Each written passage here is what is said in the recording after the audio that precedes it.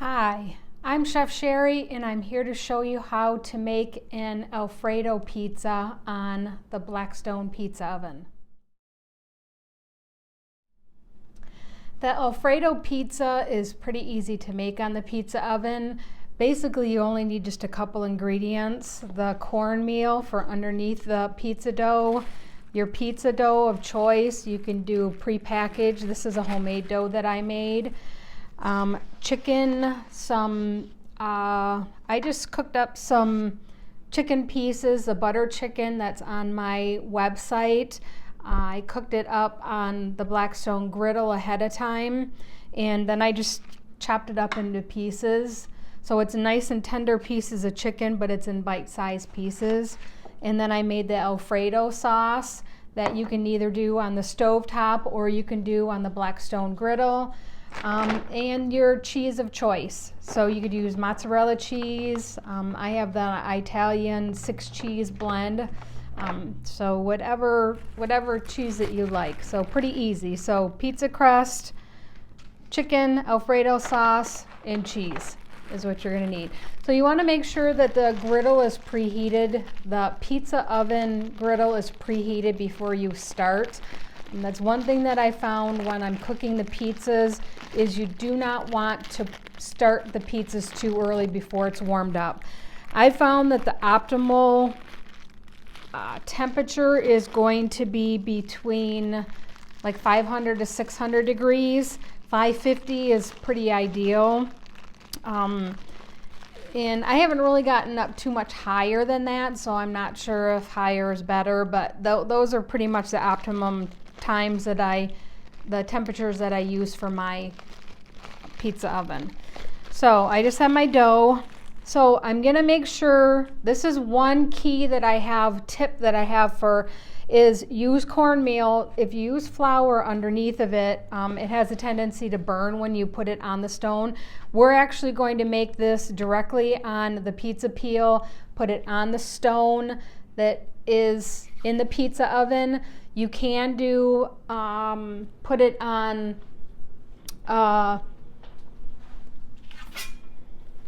you can put it on the pizza pan if you would like, but I like to just cook it directly on the stone, the hot stone that they have. So make sure to be generous with the cornmeal. Do not skimp, because that's the worst thing that you can't, if it's sticking on this and you can't get it off, and sticking it on the stone and can't move it when it's on the stone, it's the worst. So I don't know how many pizzas that I've ruined because we couldn't get it off of the pizza peel. We couldn't get it onto the stone correctly, and it's just a mess. So my tip, make sure to use plenty of that. It's not something that you're gonna really taste the flavor of it. I'm not a cornmeal lover, and it doesn't bother me. It gives it a nice crispy crust. So I use the flour. I just have a little bit of flour that I use for my fingertips. My dough is sticky, which it's fine. So just use a little bit of flour. There's a little bit of flour on the countertop here so that it's not so sticky. You're not going to need a lot, just a little bit. So put it on there. Then there's different ways that you can do this. You can use a rolling pin to roll it out. I found that if you use a rolling pin, it's not going to have the air bubbles. So depending on how you like your pizza, you can use a rolling pin to roll it really thin if you like a thin and crispy crust. I like to have like the little air bubbles in my crust. So I'm just going to use my fingertips. And so you just press out with your fingertips, and you can use it the desired. You can pick it up with your hand, and I've also found that I like doing it this way and just kind of stretching it. I like, because then I get the little bit thicker around the edges, the rim of it, and I'm able to get it. I don't flip it, sorry. If you're throwing around and tossing, try it to do that. But I just like to just stretch it a little bit, and I just let it work. I don't force it. I'm just letting gravity just do its thing. And so I've got it like that. I'm going to use a little bit of flour because it's sticking to my fingers. I'm going to use the flour on the top and try not to use it on the bottom. If you get it on the bottom, it's not a big deal. But flour, it just has a tendency to burn. And it just gives your pizza a little bit off taste. So I just like to use just a little bit of flour on top and then press it out. So just to your desired thickness. So if you like a thick crust, then do it just a little bit thicker. It will. My recipe, I do have the recipe for this dough on my website. So it's the Blackstone Pizza dough that you can go search for. It is pretty simple to make. You can make several of them. I make a whole bunch up. You can freeze them. You can put them in little baggies like this and keep them in the refrigerator. This has actually been in the refrigerators for about 2 days now, 2-3 days. So, and you can see it's still got the air bubbles in it. It's still nice and pliable. So we're good there. So the next thing, we're going to add the Alfredo sauce.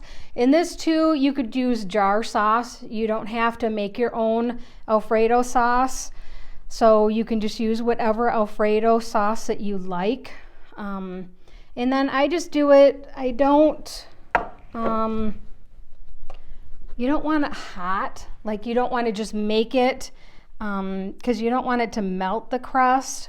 So this is thick. If I were to have this hot, it would be like a thin Alfredo sauce, thinner. But because I let it cool down a little bit, it's a little bit thicker, which is fine. And I'm gonna kind of go almost right to the edge, not quite, but I'm gonna go pretty close to the edge on this one. And then I'm just gonna add the chicken pieces. And this is more of a personal size pizza. I used 4 ounces of the dough. So 4-ounce dough will give you roughly about 6-7 inch pizza when it's fully cooked. So we're gonna just use that. And basically you wanna, like, you're gonna cut this probably in 4. So when you take a bite, you wanna be able to get a bite of the sauce, a bite of the chicken, and some cheese. So you don't want it really caked on there, but you want enough to be able to get a bite or 2 of chicken every time you take a bite of your pizza. So then I'm just gonna add the cheese. And you can add spices to this. If you wanna do like fresh herbs, you can add fresh herbs. I've added spinach to it. I've added basil. You know, you can kind of dress it up. All right, we're not going to do too thick. This is kind of a little bit thicker than I like it, but this is not too bad. The cheese will melt. And so now I'm just going to take this and we're going to go out on the porch and cook it up.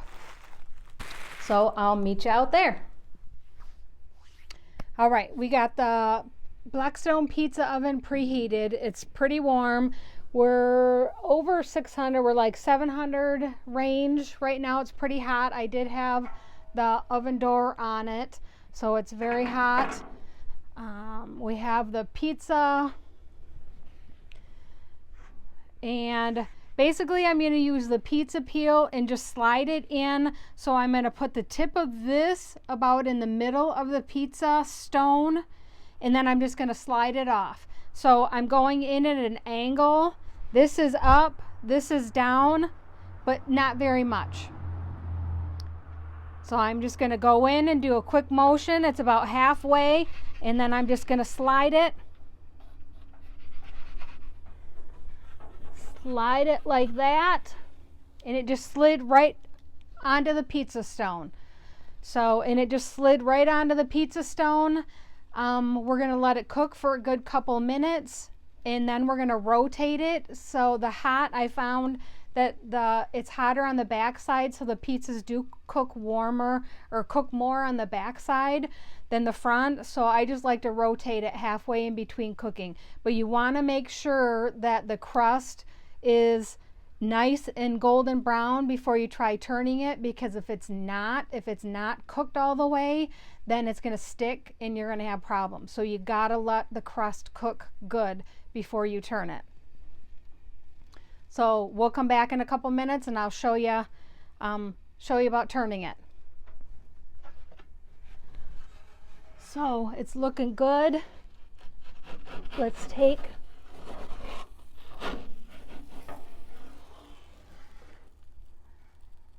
that's what it looks like so far, and I'm just going to take and rotate it.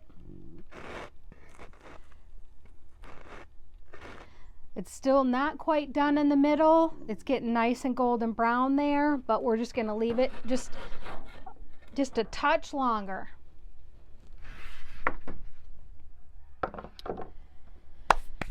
A few tips that I have for you is when you're using the cornmeal, the stone does, if you're doing several pizzas at a time, the stone does get from the cornmeal all crusted up. So you're going to want to clean that every so often. I recommend having very good oven mitts that hold a lot of heat so that you don't burn yourself. You can use a brush. Blackstone makes a brush for cleaning that off. You can pull it out. Just make sure that when you pull the stone out, you have some place to set it, because it'll get very hot very quickly. So you don't want to like set it on a wooden railing because it's going to burn. You don't want to set it on, I made the mistake of setting it on my covered grill and kind of burnt the top of it because I just needed some place to set it. I didn't have any place that I could set it, and that was when I actually couldn't get a pizza out and struggled with getting it, and we had kind of a mess. So, but it was my own fault. It wasn't, it was just something I was experimenting with. And so make sure to clean that off every so often. Yeah, I can maybe do like 5-6 pizzas before I clean it off. So if you're only doing that much, then you should be good. We're gonna check it.